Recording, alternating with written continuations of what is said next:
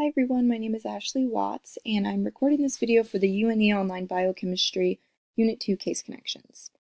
For my case, I'm going to be doing case 2 and case 3. So to start off, case 2, it says the above brain MRI shows a large glioblastoma tumor with areas of necrosis within the tumor. On the right is a PET scan from the same individual following administration of fluorescently labeled D-glucose. Use the following series of questions to determine how and if glucose uptake differs in the tumor cells when compared to surrounding tissue. Okay, and so the first bullet point asks, in a normal tissue, how is glucose uptake regulated in the following? So just as a brief background, we know that from this unit, in order for glucose to be taken up and cross the cell membrane, it requires what are known as glucose transporters, GLUT. This is just because in nature, glucose is a hydrophilic molecule, and we need the presence of the glucose transporters to help move glucose down its concentration gradient. So the first bullet point is the liver. So in the liver, we know that glucose uptake is regulated by glucose transporter GLUT2, and this is always present on the cell membrane regardless of insulin presence. So what happens is the liver releases glucose to the blood by regulating gluconeogenesis and glucogenolysis, which are the main source of glucose for downstream red blood cells in brain. So in skeletal muscles and in adipose tissues, we know that the uptake of glucose is similar in that they both utilize GLUT4 for localization of the transport of glucose to the plasma membrane. And this uptake and regulation is insulin dependent. Therefore, it's going to be retained in the cell within the cells and intracellular vesicles until insulin is present. So it's just going to hang out and sit there until insulin is available to be used. So when insulin is present, though, it will bind to its respective receptors, and skeletal muscle will then initiate the translocation of the GLUT4 to the plasma membrane, and this just allows for glucose to be taken up by the muscle and the liver.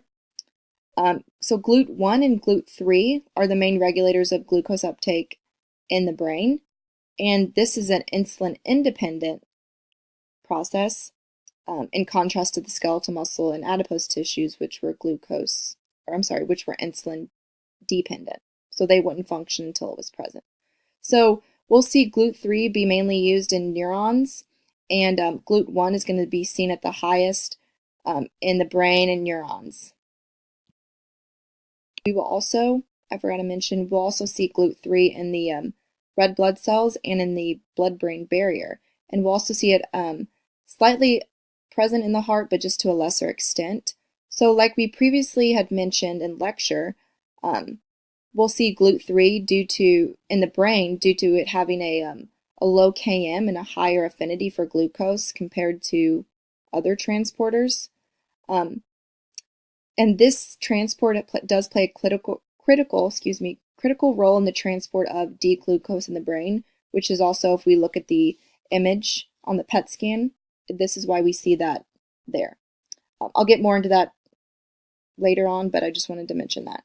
So the next question is, how does glucose uptake in normal tissue compare to glucose uptake by tumor cells in the above image, and why would this be advantageous to the invasive tumor? So when looking at the images side by side, we can clearly see the distinction in the area where the tumor is present. It's going to be a brighter color.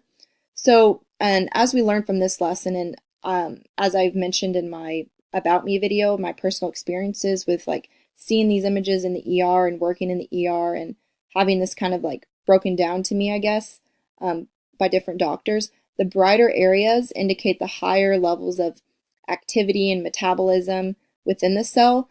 So when we look at the image, we can conclude that after D-glucose is administered, within the tumor cell, there's a higher uptake of glucose compared to the surrounding tissues, because we see that glioblastoma there, and we see that it's that really hot white color, where the surrounding tissues are normal, they're not as lit up, as bright. So in tumors and cancerous cells, the rate at which glucose is taken up is significantly increased compared to the normal cells. I did a lot of research on this just because I found it so interesting, as it is required. But this difference between glucose uptake in the cancer cells and normal cells is best demonstrated as what was called the Warburg effect. So research studies show that in tumor cells, they are able to modify glucose uptake by fermenting glucose and producing lactate in an aerobic fashion rather than oxidative phosphorylation in the mitochondria. And what this does is allow for more production of ATP, and therefore a greater amount of energy is being provided to cancerous cells, which ultimately increases the glycolytic process and leads to more growth and proliferation from the tumor cells. So this would be advantageous for cancer cells as they are able to undergo glycolytic processes more frequently and in the aerobic fashion, leading to growth, proliferation, and therefore, destruction of normal tissues from the cancer cells. So the next one is, what modifications may have occurred in cancerous cells to alter glucose uptake as predicted? And this was also very interesting to me, and I found a few different articles. So an interesting one that I did find, it shows that the glucose transport in specifically glioblastomas, it's upregulated by GLUT1. So therefore, GLUT1, as we know, is a large contributor to the blood-brain barrier. And this article does say that there is some upregulation of the GLUT3 transporter, but they're not completely able to support this scientifically yet. But they do know, like when looking at all the research and all these different experiments, they do see an upregulation of GLUT3. But like I said, there's not a clear, definite indication of this. So the next case that I did, which was probably one of my favorite ones, just because it ties so well into my work in the ER and different patients that I see. So this one is, a 5-year-old boy is brought to the pediatrician's office for an annual visit. The mother reports that he has been a sickly infant and often appears drowsy. She also has concern over her son's persistent thirst and frequent urination.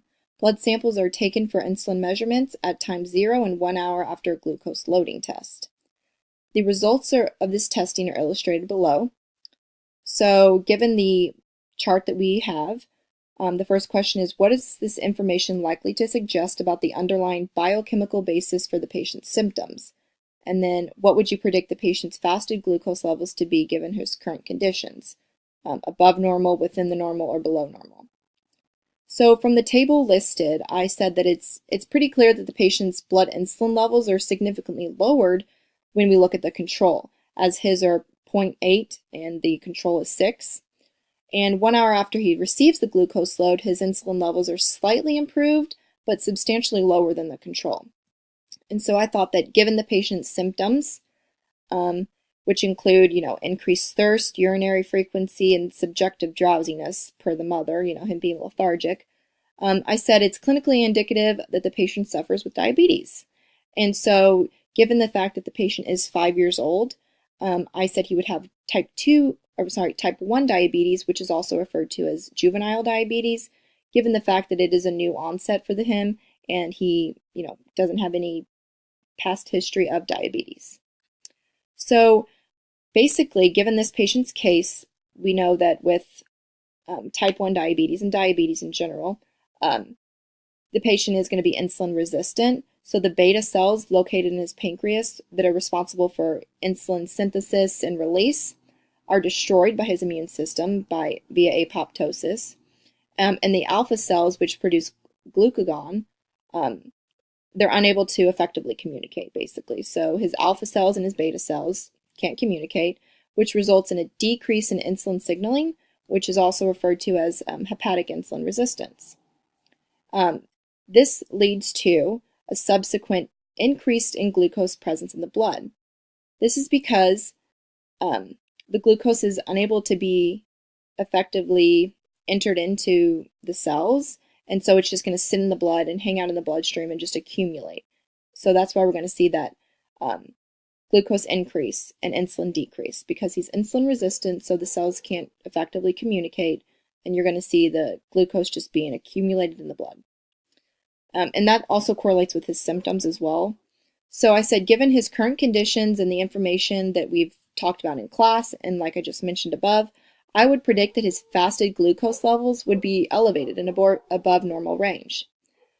This is, like I said, just because the glucose is just going to accumulate in his blood, and so we're just going to see that the glucose levels just significantly increase because, like I said, there's that communication that can't be taking place, and there's just going to be the accumulation there.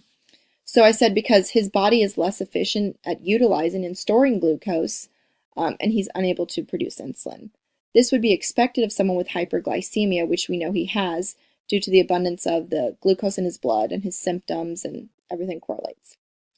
So the next one is list 2 regulatory enzymes that are likely to be active in his current conditions. So there's going to be 3 major regulatory enzymes that we have talked about, which include hexokinase or glucokinase, phosphofructokinase, and pyruvate kinase. And we know these are all irreversible steps. And I said I would expect that hexokinase and glucokinase, it's also referred to, and phosphofructokinase are the ones that we're going to see active.